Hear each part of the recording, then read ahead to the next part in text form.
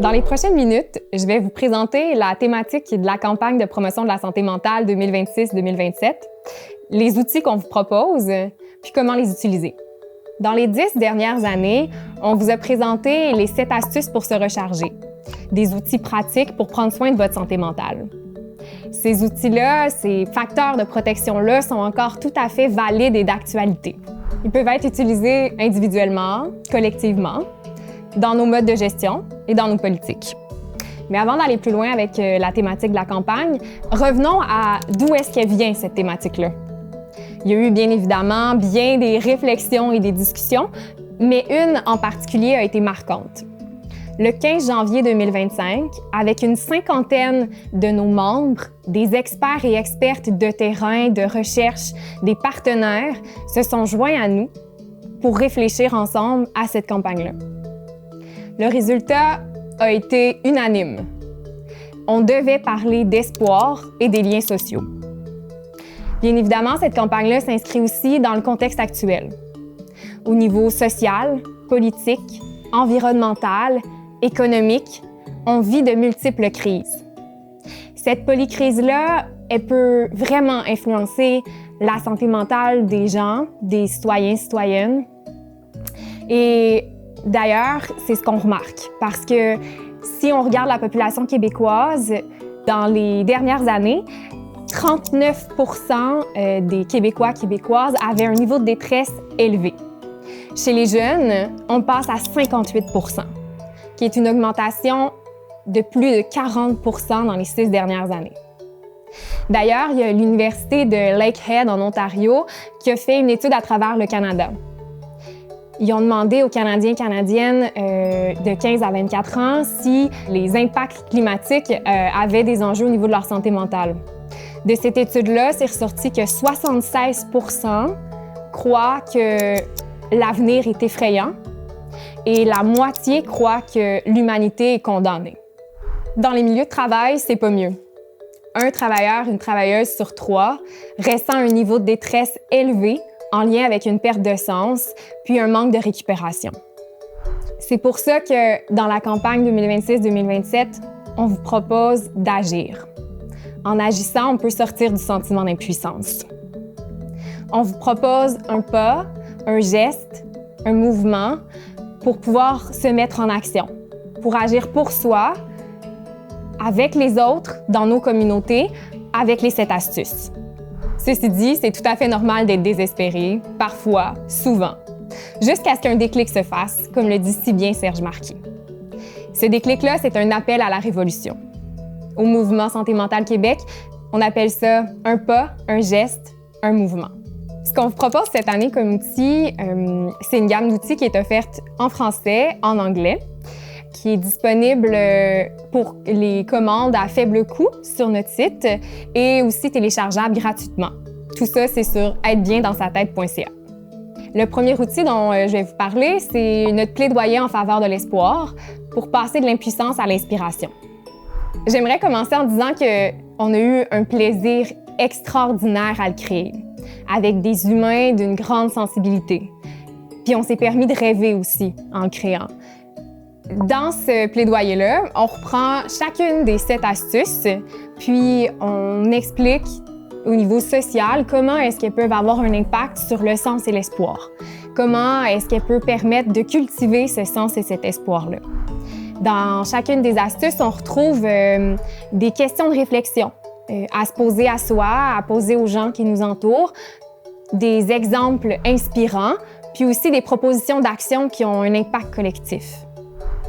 Comme par exemple, dans les questions de réflexion qu'on emmène, il y a la question « Y a-t-il un changement auquel présentement vous désirez résister? » Puis dans les différentes actions qu'on propose, il y aurait par exemple de propager la bienveillance en partageant des nouvelles ou des événements qui sont porteurs de sens. Du plaidoyer découle un autre outil. On a fait une fiche d'animation clé en main. Qui est en fait une activité de groupe qui peut être faite dans différents milieux, autant des organismes jeunesse, des classes, des organismes communautaires, des milieux de travail, pourquoi pas même des congrès syndicaux. Puis, dans le fond, dans cette activité-là, on part de réflexions individuelles sur qu'est-ce qui, dans notre quotidien, dans le baluchon qu'on traîne avec nous, peut amener des défis, peut amener de la lourdeur. Puis, à l'inverse, qu'est-ce qui nous permet d'amener un peu de légèreté puis de porter notre baluchon dans le quotidien. De ces réflexions individuelles-là, on emmène le groupe à parler de leurs forces et à collectiviser leurs pensées pour aller vers des actions qui vont pouvoir créer de l'espoir dans leur milieu. Pour les milieux de travail, ce qu'on propose, ça s'inscrit tout à fait dans la loi modernisant le régime de santé et de sécurité au travail qui oblige désormais les employeurs et employeuses à agir sur les risques psychosociaux.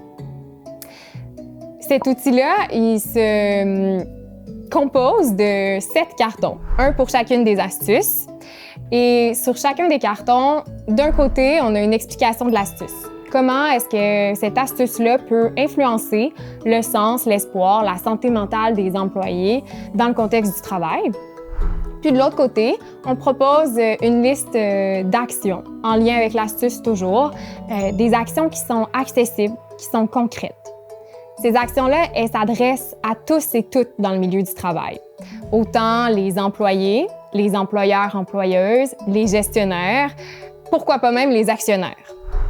Par exemple, dans les actions qu'on propose, ça peut être de célébrer l'avancement vers un objectif ou des réussites, ou encore de prendre le temps en équipe de déterminer et de prioriser ce qui est réellement urgent, ce qui est important, ce qui est à faire et ce qui est à mettre tout simplement dans la bibliothèque du futur.